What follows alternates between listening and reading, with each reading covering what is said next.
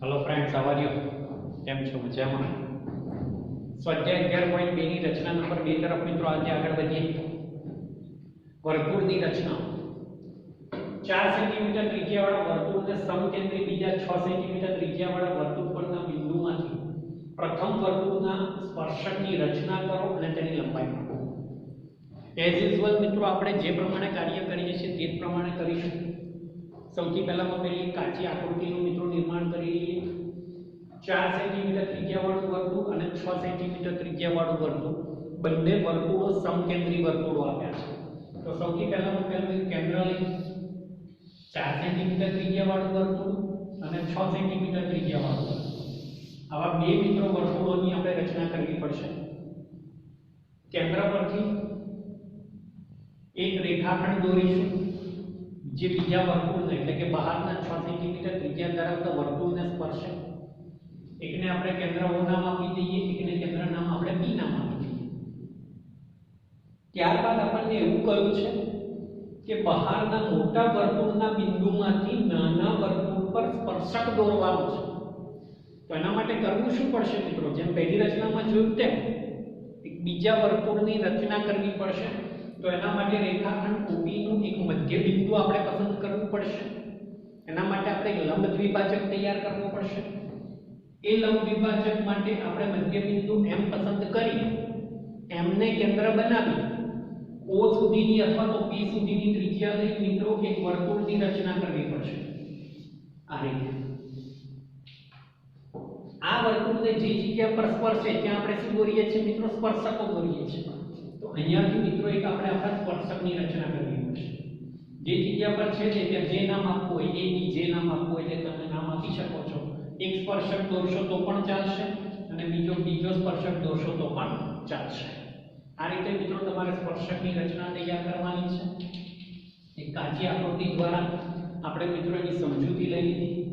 શું કરવાનું છે? એક કેન્દ્ર પરથી 4 સેન્ટીમીટર ત્રિજ્યાનું વર્તુળ, 6 સેન્ટીમીટર ત્રિજ્યાનું વર્તુળ, ત્યારબાદ કેન્દ્ર O થી બહારના વર્તુળ પરનું બિંદુ P સુધીનો એક રેખાખંડનો લંબ દ્વિભાજક લઈ એક મધ્ય બિંદુ M અને M ને કેન્દ્ર બનાવી એક બીજું વર્તુળ જે નાના વર્તુળને સ્પર્શે ત્યાંથી આપણે શું દોરી દેવાનું છે મિત્રો? સ્પર્શક તૈયાર કરી દેવાના છે. ખ્યાલ આવી ગયો? તો સૌપ્રથમ પહેલું જે પ્રમાણેની કાર્યવાહી કરો છો તે પ્રમાણે મિત્રો રકમને તમારા ચોપડાની અંદર નોટ ડાઉન કરી લો, જેથી કરીને એઝ યુઝ્યુઅલ આપણને જેટલી પૂરતી સ્પેસ મળવી જોઈએ તેટલી આપણને સ્પેસ મળે અને આપણે આપણી રચનાને ડ્રો કરી શકીએ. તો પહેલું કાર્ય રકમ નોટબુકની અંદર નોટ ડાઉન કરી લો. ચાલો રચના દોરવાની શરૂઆત કરીએ. હથિયાર તમારા હાથમાં લઈ લો.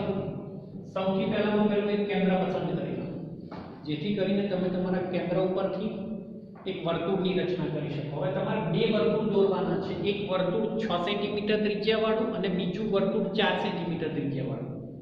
તમને જે ઠીક લાગે તે પહેલા 4 સેન્ટીમીટર દોરવું હોય તો પણ છૂટ છે અને 6 સેન્ટીમીટર દોરવું હોય તો પણ છૂટ છે.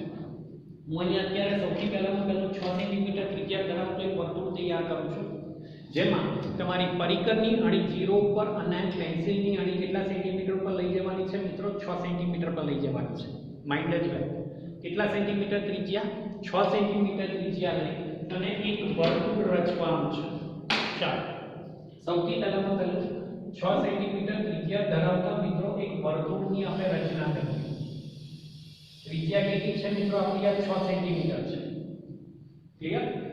ચાલો 6 સેન્ટીમીટર ત્રિજ્યા લઈ એક પ્રોપર વર્તુળ રચો, જેની કમ્પ્લીટ ત્રિજ્યા કેટલી હોય મિત્રો? 6 સેન્ટીમીટર ત્રિજ્યા હોય. એવા 6 સેન્ટીમીટર ત્રિજ્યા ધરાવતું એક વર્તુળ રચો. 6 સેન્ટીમીટર ત્રિજ્યા ધરાવતું વર્તુળ રચ્યા પછી હવે તમારે બીજું એક સમકેન્દ્રી વર્તુળ એટલે કે કેન્દ્ર A નું એ જ, પરંતુ હવે એની ત્રિજ્યા કેટલી લેવાની છે મિત્રો? 4 સેન્ટીમીટર લેવાની છે. તો 4 સેન્ટીમીટર ત્રિજ્યા બનાવો.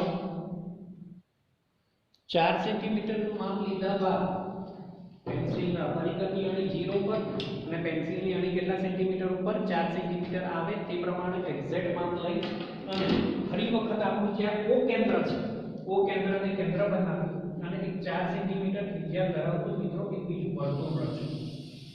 4 સેન્ટીમીટર ત્રિજ્યા ધરાવતું મિત્રો એક બીજું વર્તુળની રચના કરો, જેનું માપ કેટલું થવું જોઈએ? Complete 4 centimetre. બરાબર, ધ્યાનપૂર્વક દોરવું, જેથી કરીને તેના માપમાં કોઈ પણ પ્રકારનો ફેરફાર આવે નહીં. એ રીતે મિત્રો એક તમારે વર્તુળની રચના કરવાની છે, જેની ત્રિજ્યા કેટલી હોવી જોઈએ મિત્રો? 4 સેન્ટીમીટર હોવી જોઈએ. હવે મિત્રો તમારી પાસે બે સમકેન્દ્રી વર્તુળો રેડી છે. એકની ત્રિજ્યા 4 સેન્ટીમીટર છે, બીજાની ત્રિજ્યા મિત્રો 6 સેન્ટીમીટર છે.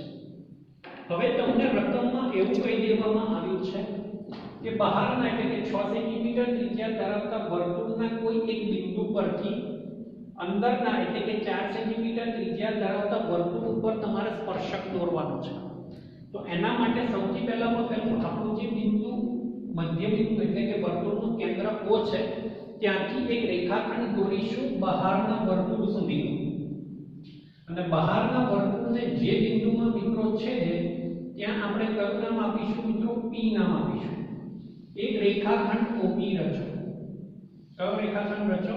રેખાખંડ OP, જે બહારના વર્તુળને એટલે કે 6 સેન્ટીમીટર ત્રિજ્યા ધરાવતા વર્તુળને P બિંદુમાં છેદે. એટલે કે બહારનું વર્તુળનું બિંદુ કયું મળી જાય મિત્રો? તમને P મળી જાય. ચાલો, રેખાખંડ રચ્યા પછી ત્રીજા નંબરનું સ્ટેપ કયું સ્ટેપ છે? તો કે રેખાખંડ OP નો એક લંબ દ્વિભાજક એટલે કે રેખાખંડ OP પર એક મધ્ય બિંદુ M પ્રાપ્ત કરો. કયું?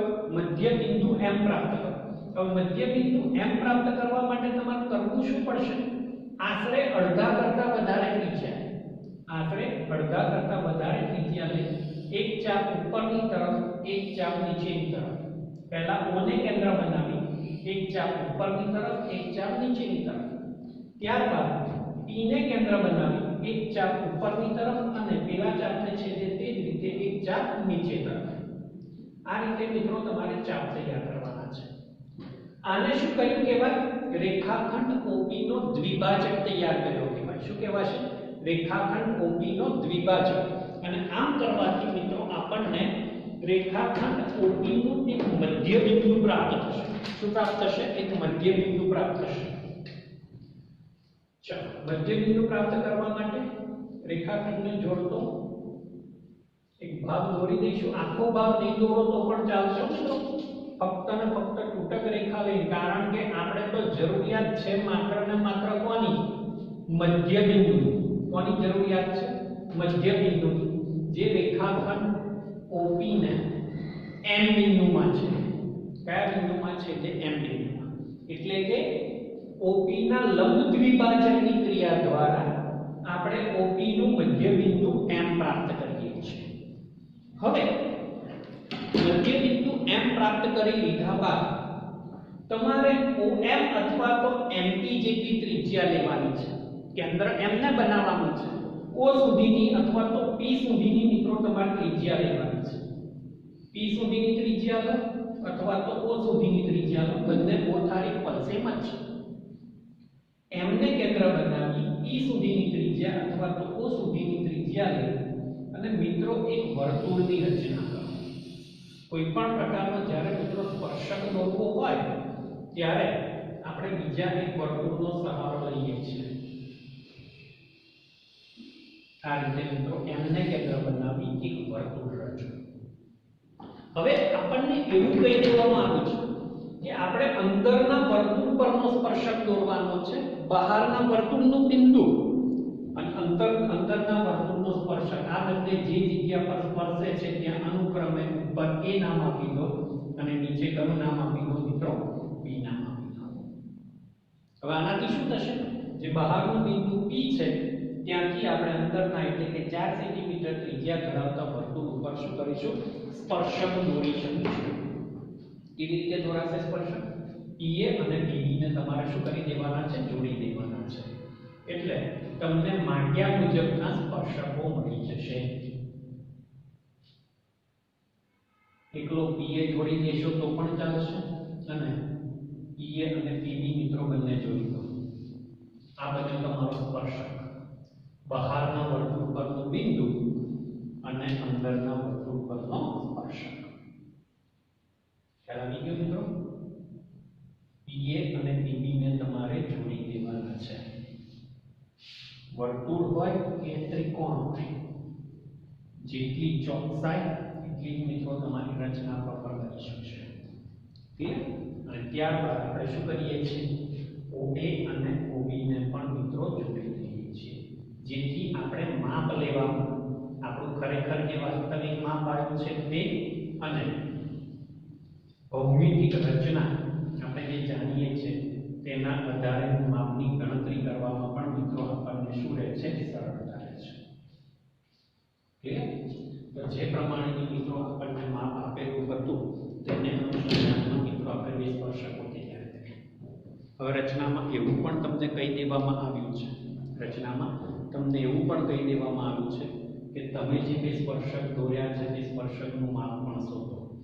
આપણે જાણીએ છીએ આ ખૂણો કેટલા અંશનો થવાનો છે, 90 અંશનો થવાનો છે. બરાબર છે? આપણી પાસે બે માપ છે.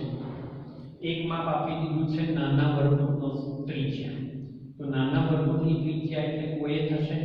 આ કેટલી આપી દેવામાં આવી છે, 4 સેન્ટીમીટર. OB નું માપ એટલે બહારના વર્તુળની ત્રિજ્યા થશે. એ મિત્રો કેટલું આપી દીધું છે આપણને, 6 સેન્ટીમીટર. તો એની મદદથી આપણે PA નું માપ શોધી શકીએ કે ના શોધી શકીએ? તો ખરેખર PA નું માપ કેટલું થશે, PA square is equal to OB square minus OA square. પાયથાગોરસના સિદ્ધાંતનો અહીંયા ઉપયોગ કરી શકાય કે ના કરી શકાય? કરી શકાય. OB નું માપ કેટલું આપી દેવામાં આવ્યું છે, 6, અને OA નું માપ કેટલું આપી દેવામાં આવ્યું છે, 4. 6 નો વર્ગ કેટલો થઈ જશે, 36. 4 નો વર્ગ કેટલો થઈ જશે, 16. સોરી મિત્રો, બંનેની શું કરવાની છે, આપણે અહીંયા બાદબાકી કરવાની છે. શું કરવાની છે, બાદબાકી. તો 16 માં 36 માંથી 16 જશે તો કેટલા બાકી રહેશે મિત્રો, 20 બાકી રહેશે.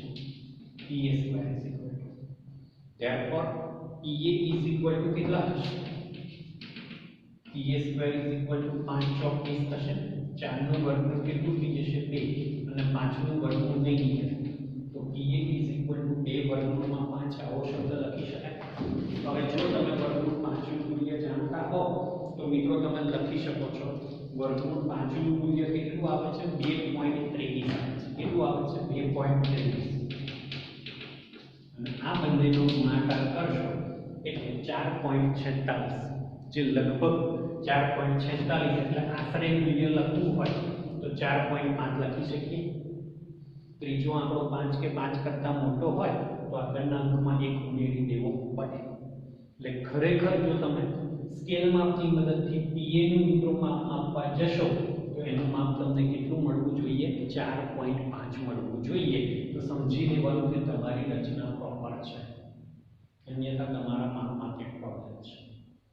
શું કર્યું, સૌથી પહેલામાં પહેલું ઓને કેન્દ્ર બનાવ્યું. ઓને કેન્દ્ર બનાવી એક 4 સેન્ટીમીટર ત્રિજ્યા ધરાવતું વર્તુળ દોર્યું. ત્યારબાદ એક 6 સેન્ટીમીટર ત્રિજ્યા ધરાવતું વર્તુળ દોર્યું. કેન્દ્ર O માંથી 6 સેન્ટીમીટર ત્રિજ્યા ધરાવતા વર્તુળ પરનું એક બિંદુ P પસંદ કરી એક રેખાખંડ OP રચ્યો. એ રેખાખંડ OP રચ્યા બાદ રેખાખંડ OP નું મિત્રો આપણે શું કર્યું, એક લંબ દ્વિભાજક તૈયાર કર્યો. લંબ દ્વિભાજક મિત્રો એટલા માટે તૈયાર કર્યો કે જેની મદદથી આપણે શું કરી શકીએ, તો કે OP નું મધ્ય બિંદુ M પસંદ કરી શકીએ. શું પસંદ કરી શકીએ, મધ્ય બિંદુ M પસંદ કરી શકીએ. M ને કેન્દ્ર બનાવી O સુધીની અથવા તો P સુધીની ત્રિજ્યા લઈ એક વર્તુળની રચના કરી. વર્તુળ, નાના વર્તુળને એટલે કે 4 સેન્ટીમીટર ત્રિજ્યા ધરાવતા વર્તુળને જે જગ્યા પર સ્પર્શે છે ત્યાં A અને B નામ આપી દીધા. ત્યારબાદ આપણને કહ્યા મુજબ બહારના વર્તુળના બિંદુ પરથી અંદરના વર્તુળનો સ્પર્શક રચવાનો છે, એટલે આપણે PA અને PB ને જોડી દીધા. આપણું આવેલું વાસ્તવિક માપ, ગાણિતિક માપ બંનેની મિત્રો આપણે સાથે શું કરી દીધી, સરખામણી કરી દીધી. આપણને કહ્યું છે કે તેનું માપ માપો, જો સ્કેલ માપની મદદથી માપ માપશો તો પણ 4.5 મળશે, અને વાસ્તવિક ગણતરી કરશો તમે સૂત્ર નિયમ પ્રમાણે તો પણ મિત્રો તમને PA નું માપ કેટલું છે, 4.5 મળે છે. તો આ રીતે મિત્રો તમે તમારી રચના નંબર 2 ને પૂર્ણ કરી શકો છો. હવે ઝડપથી એના મુદ્દા તરફ મિત્રો આપણે ધ્યાન આપી દઈએ. મુદ્દાઓ તો તમને કહેલું જ છે યાર, વારે ઘડીએ કહેવાની જરૂરત ના હોય. જે ક્રિયા કરો છો એ જોડે જોડે લખતા જાઓ કે ભાઈ મેં આ ક્રિયા કરી, મેં આ ક્રિયા કરી, મેં આ ક્રિયા કરી. જો આ લખતા જાઓ તો મુદ્દામાં ક્યારેય કોઈ પણ પ્રકારનો પ્રોબ્લેમ આવશે નહીં. તો ચાલો મિત્રો જોઈ લઈએ રચનાના મુદ્દા. ચાલો મિત્રો રચનાના મુદ્દા તરફ ધ્યાન ઝડપથી એક વખત મિત્રો રચનાના મુદ્દાને વાંચી જાઓ, સમજી જાઓ કે કેવા કેવા પ્રકારના મિત્રો તમારે મુદ્દા નોટ ડાઉન કરવાના છે. કયું છે તે જ મુજબ બસ રચના જેમ દોરતા જાઓ છો તેમ તેમ એની સાથે સાથે મિત્રો મુદ્દા લખતા જ. શું કામ કર્યું તો કે સૌથી પહેલા એક કેન્દ્ર એક 4 સેન્ટીમીટર ત્રિજ્યા ધરાવતું વર્તુળ રચ્યું, ત્યારબાદ એક 6 સેન્ટીમીટર ત્રિજ્યા ધરાવતું વર્તુળ રચ્યું. તો બે મુદ્દા તો એના પરથી બની ગયા. ઓને કેન્દ્ર લઈ 4 સેન્ટીમીટર ત્રિજ્યા વાળું વર્તુળ રચ્યું, ઓને કેન્દ્ર લઈ 6 સેન્ટીમીટર ત્રિજ્યા વાળું વર્તુળ રચ્યું. એક જ કેન્દ્ર લઈ અને બે વર્તુળો રચ્યા એટલે બે સમકેન્દ્રીય વર્તુળો બન્યા. એટલે કે આમ ઓ કેન્દ્રિત 4 સેન્ટીમીટર અને 6 સેન્ટીમીટર ત્રિજ્યા વાળા વર્તુળો કેવા બન્યા છે? સમકેન્દ્રિત વર્તુળો બન્યા છે. જે વર્તુળોનું કેન્દ્ર એક જ હોય એવા પ્રકારના વર્તુળને મિત્રો કેવા વર્તુળો કહેવાય છે? સમકેન્દ્રી વર્તુળો તરીકે ઓળખવામાં આવે છે. તો એવા બે સમકેન્દ્રિત વર્તુળો બન્યા જેની ત્રિજ્યા અનુક્રમે 4 સેન્ટીમીટર અને 6 સેન્ટીમીટર છે. ત્યારબાદ બહારના એટલે કે 6 સેન્ટીમીટર ત્રિજ્યા ધરાવતા વર્તુળ ઉપર કોઈ એક બિંદુ P પસંદ કર્યું અને એ પસંદ કરેલા બિંદુ P માંથી આપણે OP ને જોડી દીધો. એટલે કે કેન્દ્ર O થી લઈ બહારના વર્તુળના P બિંદુ સુધીનો એક રેખાખંડ દોરી દીધો. રેખાખંડ દોર્યા પછી મિત્રો આપણે કયું કામ કર્યું તો કે રેખાખંડ OP નો આપણે એક લંબ દ્વિભાજક તૈયાર કરીને એક મધ્ય બિંદુ M પ્રાપ્ત કર્યું ને. તો આપણે એ મુદ્દો હવે લખીશું. OP નો લંબ દ્વિભાજક રચી OP નું મધ્ય બિંદુ M મેળવો. તો આપણે OP નું મધ્ય બિંદુ M મેળવી લીધું.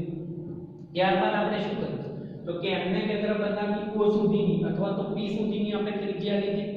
બંને સરખી જ થવાની છે કારણ કે ઓલરેડી આપણું મધ્ય બિંદુ છે. મધ્ય બિંદુથી માપ સરખા જ થવાના. એટલે તમે O સુધીની ત્રિજ્યા લેશો, P સુધીની ત્રિજ્યા લેશો, કોઈ ફેર પડવાનો નથી. ત્રિજ્યા લઈને આપણે શું કર્યું મિત્રો? એક વર્તુળ રચ્યું. તો M ને કેન્દ્ર લઈ MO અથવા MP ત્રિજ્યા લઈ એક વર્તુળ દોરો. આ જે વર્તુળ દોરશો એ 4 સેન્ટીમીટર ત્રિજ્યા ધરાવતા વર્તુળને કોઈ બે બિંદુમાં સ્પર્શે છે, છેદે છે. જે જગ્યા પર છેદે ત્યાં એકને A નામ આપી દો, બીજાને B નામ આપી દો. જે O કેન્દ્રિત 4 સેન્ટીમીટર ત્રિજ્યા વાળા વર્તુળને A અને B માં છેદે છે અથવા તો સ્પર્શે છે. એ શબ્દનો ઉપયોગ તમે કરી શકો છો. ત્યાર પછી આપણે શું કર્યું તો કે P અને PB જોડી દીધા. P અને PB ને જોડી દીધા. એ જોડી લઈશું એટલે આપણા સ્પર્શકો તૈયાર થઈ ગયા. અને સ્પર્શક તૈયાર થઈ ગયા પછી આપણને સ્પર્શકનું માપ લેવાનું કહ્યું છે. તો મિત્રો આપણે ગણતરીની રીતે પણ જોયું અને ઉત્પત્તિથી આમ કરીને મૂકીને પણ મિત્રો તમે જોઈ શકો છો કે શું PA નું માપ મારું 4.5 સેન્ટીમીટર આવે છે ખરું? આવી પણ જાય નહીં, આવવું જ જોઈએ. કેમ આવવું જોઈએ? આપણે જોયું કે પાયથાગોરસના સિદ્ધાંત પ્રમાણે 6 નો વર્ગ 36, 4 નો વર્ગ 16, 36 માંથી 16 જાય તો 20 અને 20 નું મિત્રો વર્ગમૂળ કાઢો તો જવાબ લગભગ એપ્રોક્સિમેટલી 4.46 એટલે કે 4.5 જેટલો તમને મિત્રો મળે છે. રચના એક એવી વસ્તુ છે કે જેમાં ચોકસાઈ બહુ અનિવાર્ય છે. અને જો ચોકસાઈ મિત્રો કરેલી હોય તો રચનામાં હું નથી માનતો કે ક્યાંય તમને કોઈ પણ પ્રકારની તકલીફ પડે. સાથે સાથે તમને રચનાનું માપ લેવાનું કહ્યું છે તો તમે ગણતરી પણ દર્શાવી શકો છો. કેવી રીતે ગણતરી દર્શાવી હમણાં આપણે બતાવ્યું હતું, છતાંય મિત્રો એક વખત આપણે હજુ નોટ ડાઉન કરી લઈએ. મિત્રો પાયથાગોરસના સિદ્ધાંતનો ઉપયોગ કરી જે આપણે ગણતરી દર્શાવી હતી એને પણ મિત્રો નીચે રચનાના મુદ્દા લખ્યા પછી આપણને રકમમાં કહ્યું છે કે સ્પર્શક માપો. બરાબર છે? અરે ખરેખર તો આપણે રચનાને સ્પર્શકમાં જે માપી અને સ્કેલમાંથી જે માપ આવે એ તમારે લખવાનું છે. આપણે છેલ્લા મુદ્દામાં એનું માપ લખી પણ દીધું પણ એની વાસ્તવિક મૂલ્ય સાથે શું કરવી પડે? સરખામણી કરવી પડે. આપણે જે વર્તુળના સિદ્ધાંતો નિયમો શીખ્યા છે તે અંતર્ગત આ ખૂણો કયો ખૂણો બને? કાટખૂણો બને. કાટખૂણો બને તો OP આપણો કર્ણ બની જાય અને આ બે કાટખૂણો સમાવતી બે બાજુઓ બની જાય. તો પાયથાગોરસનો સિદ્ધાંત શું કહે છે? કર્ણનો વર્ગ બરાબર કાટખૂણો સમાવતી બે બાજુના માપોનો વર્ગોનો સરવાળો. એમાંથી આપણને કર્ણનું માપ આપી દીધું છે. મારે સ્પર્શક AP અથવા તો PA શોધવો છે. તો એને જો કરતા બનાવો તો OA સ્ક્વેર આ બાજુ આવે તો કેવા થઈ જાય? માઈનસ. એટલે કે કર્ણના વર્ગમાંથી બાજુનો વર્ગ શું કરવો પડે? બાદ કરવો પડે. OP નું માપ એટલે કે OP એ શું છે મિત્રો? બહારના વર્તુળની ત્રિજ્યા છે, બહારના વર્તુળની ત્રિજ્યા છે, અને બહારનું વર્તુળ આપણે કેટલા સેન્ટીમીટર માપવાનું દોર્યું છે? 6 સેન્ટીમીટર માપવાનું. તો OP નું માપ કેટલું થઈ જશે? 6. અને OA એ શું છે? કે નાના વર્તુળની ત્રિજ્યા છે. નાના વર્તુળની ત્રિજ્યા તમને કેટલી આપી દેવામાં આવી છે? 4 સેન્ટીમીટર. તો OA નો સ્ક્વેર ઇઝ ઇક્વલ ટુ 4 નો વર્ગ. 36 ઓછા 16 એટલે કે 20 થઈ જશે. હવે આ તો માપ મને AB ના સ્ક્વેર નું મળ્યું. 5 ચોક 20 થાય. 4 નું વર્ગમૂળ 2 થઈ જશે. 5 નું વર્ગમૂળ નહીં નીકળે. એટલે મારે ખરેખર AB નું માપ ગાણિતિક રીતે પણ કેટલું મળે છે? 2 વર્ગમૂળમાં 5 મળે છે. જેમ આપણે બધા મૂલ્યો જાણીએ છીએ, બરાબર, કે વર્ગમૂળ 3 બરાબર 1.73 લઈએ છીએ, વર્ગમૂળ 2 બરાબર 1.42 કે 41 લઈએ છીએ, તેમ વર્ગમૂળ 5 બરાબર મિત્રો કેટલું મૂલ્ય લઈ શકાય છે? 2.23 લઈ શકાય છે. અને આ બંનેનો ગુણાકાર કરશો તો કેટલો જવાબ મળશે? 4.46. ત્રીજો આંક 5 કે 5 કરતાં વધારે હોય તો આગળના અંકમાં શું મેળવી દઈએ છીએ? 1. એટલે આ માપમાં આપણું એપ્રોક્સિમેટલી કેટલું મળે છે? 4.5 મળે છે. તમારું જે ખરેખર માપ આવ્યું, રચના તમે જે માપ લઈને ડ્રો કરી છે, એ ડ્રો કરેલી રચનામાં જે ખરેખર તમારું માપ આવ્યું તે માપ અને આ ગાણિતિક માપ, આ બંનેની જો મિત્રો તમે સરખામણી કરો તો બંને સરખું હશે. પણ ક્યારે હશે? જ્યારે રચનાને કોઈ પ્રોપર માપ લઈ કોઈ ચોક્કસ સિદ્ધાંતો, નીતિ નિયમોથી મિત્રો તમે ડ્રો કરી હશે તો. એટલે રચના એક ચોકસાઈ ભરેલું અને તમારા કાર્યમાં પણ મિત્રો બધું ચોકસાઈ આવે એવા પ્રકારનો એક આ હિસ્સો છે. બહુ જ કાળજીપૂર્વક સતત એની પ્રેક્ટિસ કરતા રહેજો, માપમાં કાળજી રાખજો, તો તમારી રચનામાં ક્યારેય કોઈ પણ પ્રકારનો પ્રોબ્લેમ આવશે નહીં. સતત પ્રેક્ટિસ કરો છો એમ કરતા રહેજો. હવે પછીના નેક્સ્ટ વિડીયો લેક્ચરમાં મિત્રો રચના નંબર 3 તરફ આગળ વધીશું. ત્યાં સુધી આ રચનાઓની પ્રેક્ટિસ ચાલુ રાખજો. ઓકે, ચાલો, થેન્ક યુ સો મચ.